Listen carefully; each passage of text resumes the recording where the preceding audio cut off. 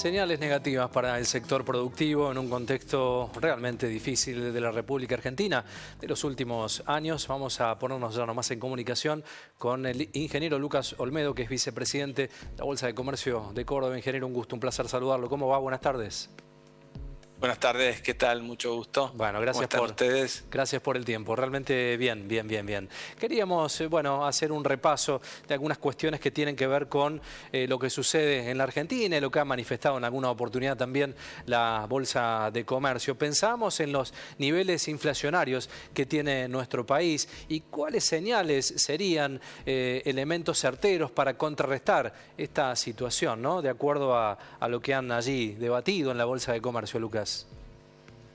Bueno, la verdad que la inflación que estamos viviendo ya desde hace tiempo en Argentina está en niveles muy altos, realmente fuera de cualquier parámetro normal, y eso dificulta enormemente, en primer lugar, al consumidor, que cada día pierde su valor, el valor adquisitivo del dinero que gana, que es lo más grave, con lo que significa en términos de pobreza, y eso que claramente es una muy mala señal.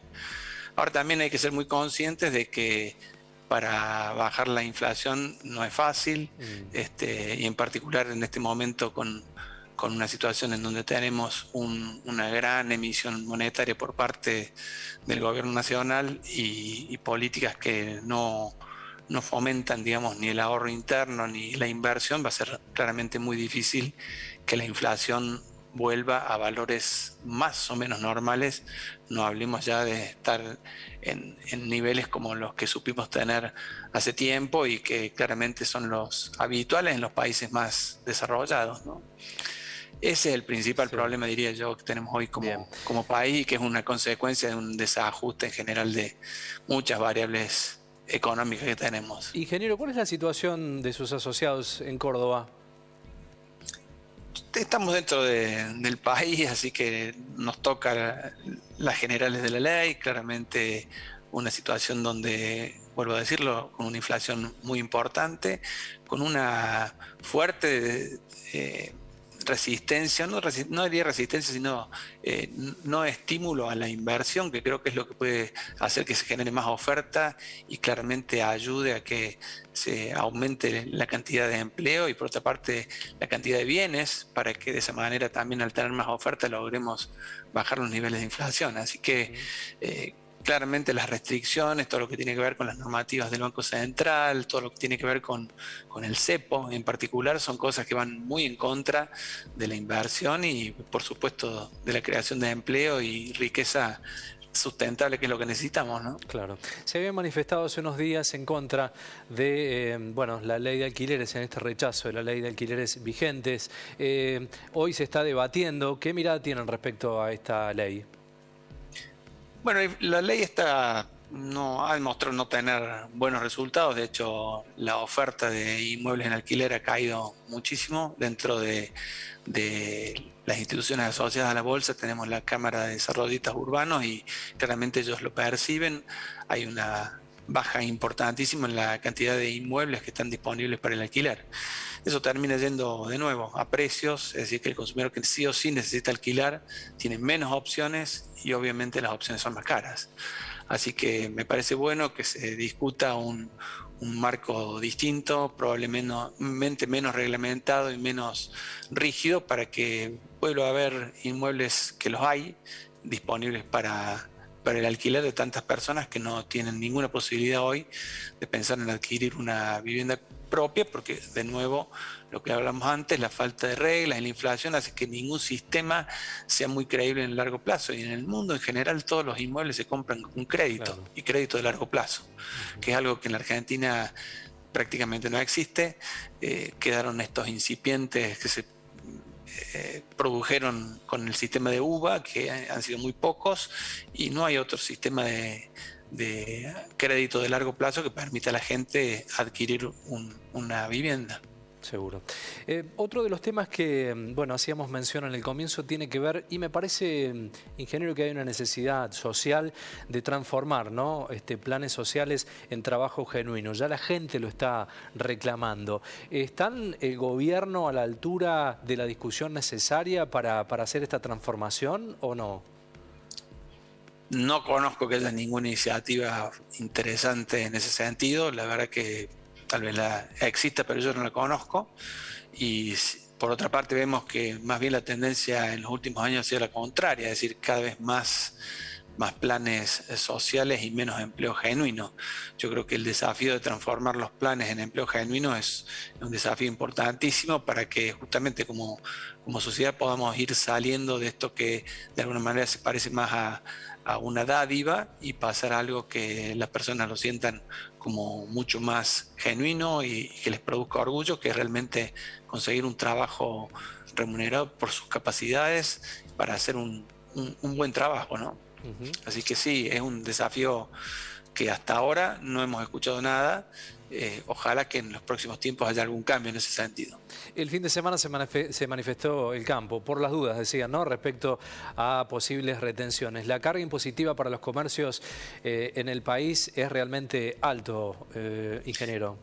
Y mire, nosotros tenemos una cantidad de impuestos, no quiero entrar en la discusión de cuántos, si son 165 como dice la oposición o 80 como dice el gobierno, pero de cualquier manera son muchísimos y de muy alta tasa. Desde los impuestos nacionales tenemos particularmente un IVA que paga 21% por todos los productos, hasta los alimentos de más bajo costo y mayor necesidad social, sin contar con la innumerable cantidad de impuestos. Los que paga el campo, por ejemplo, son yo diría que aberrantes o alevosos, porque el campo paga retenciones a una tasa de 25, 30, lo que sea, sobre además un precio de $1 que es artificial y no el que fija el mercado, con lo cual si uno hace la cuenta de cuánto se queda el Estado sobre el valor real del producto del sector agropecuario, es gigantesco, es más que el 50 o 60% de la producción. Así que, bueno, todo lo que se hable en ese sentido de lo que sea reducir impuestos es muy bueno. Hasta ahora no se habla. Yo creo que, por otra parte, no es viable reducir los impuestos si no tomamos conciencia todos como sociedad de que este tamaño del Estado es imposible de manejar. Y cuando uno mira en qué gasta el Estado, por supuesto que hay un espacio para trabajar en todo lo que es el costo de la política. Ojalá que en eso se pongan de acuerdo y realmente empiecen a trabajar para reducirlo. Pero más allá de eso, después los gastos principales son los subsidios a la energía. No pagamos la energía al valor que cuesta. El empleo público, que es una forma de subsidio encubierto también. Por supuesto, todos los planes que ya mencioné. Y el último es todo el tema del sistema jubilatorio, al cual se le metieron entre 4 y 5 millones de beneficiarios sin la correspondiente aumento en el capital del fondo que tiene que pagar esas jubilaciones. Eso es imposible. Es como si yo le dijera a usted, mire, a partir del mes que viene le pago un sueldo. ¿De dónde lo vas a sacar? No sé, pero vamos a repartir de alguna manera para que usted lo tenga. Es inviable económicamente y mucho menos en un tema como el jubilatorio, que lleva 30 años promedio desde que la persona se jubila hasta que y goza de todos esos beneficios él y sus sucesores. Así que realmente como que no hay conciencia de que esto hay que trabajarlo, y claramente no son temas fáciles, son temas muy complejos, pero yo creo que a nosotros como dirigentes empresarios nos cae la responsabilidad de que por lo menos la gente tome conciencia de que aunque las jubilaciones son bajas, probablemente es algo que hoy el Estado no puede afrontar. Y usted me diría, bueno, entonces el Estado tiene que tener más impuestos. Yo creo que estamos en el límite de lo inviable. Claro. Antes de hacer la nota, tomaba nota respecto a algunas cuestiones que pensaba como signos positivos para la modificación y para el cambio. Y usted había mencionado algunas cuestiones aquí en la charla: la reducción del gasto público, el necesario equilibrio fiscal, una estabilidad monetaria, ¿no?, que necesita la Argentina, y una racional integración al mundo. ¿Serán situaciones realmente impensadas, imposibles en la Argentina? ¿Usted imagina un panorama a mediano plazo yendo en esta dirección o no? Yo creo que sí. La verdad que creo que hay mucha gente que cada día más se da cuenta de que el Estado promete un montón de cosas y no las otorga.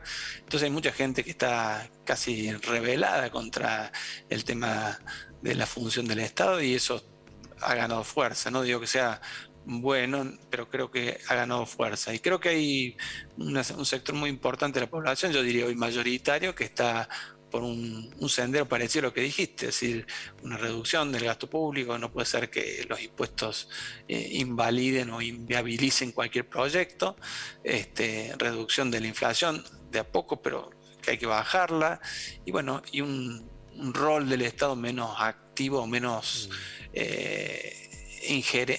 con menor injerencia en las decisiones de los privados, que creo que es lo que debemos proponer y promover para que la Argentina libere el potencial que tiene y dejemos de estar en esta eterna decadencia en la cual estamos hace muchos años. Totalmente. Ingeniero, gracias por el tiempo y por la comunicación. Ha sido muy amable, ¿eh? A ustedes, muchas gracias. Hasta luego. Hasta luego.